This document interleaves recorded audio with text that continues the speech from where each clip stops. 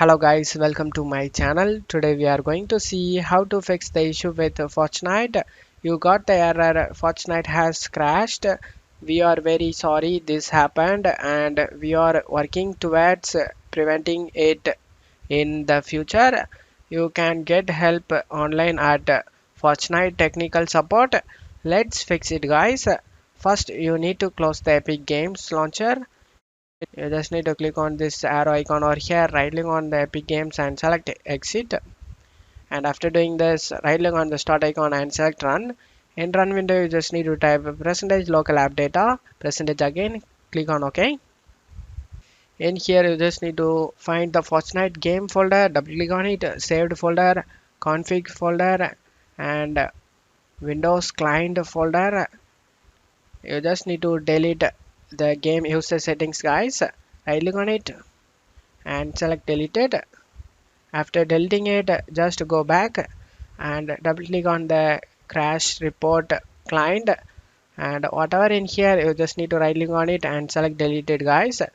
Select all of these and select deleted. After doing this, we need to clear the Epic Games launcher cache files, guys. To do this, you just need to go back to local over here and find Epic Games launcher folder, double click on it, double click on the saved folder and config folder, and crash report client, double click on it. Whatever in here you just need to select all and delete it.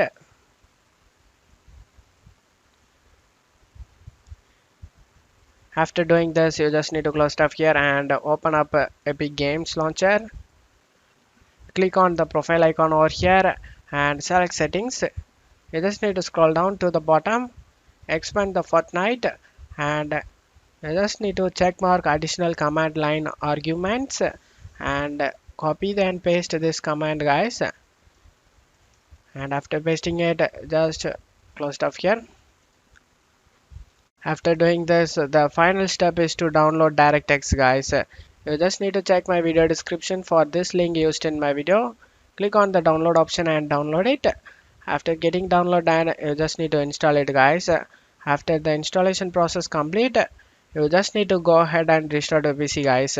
After restarting your PC, you can check if the problem solved or not.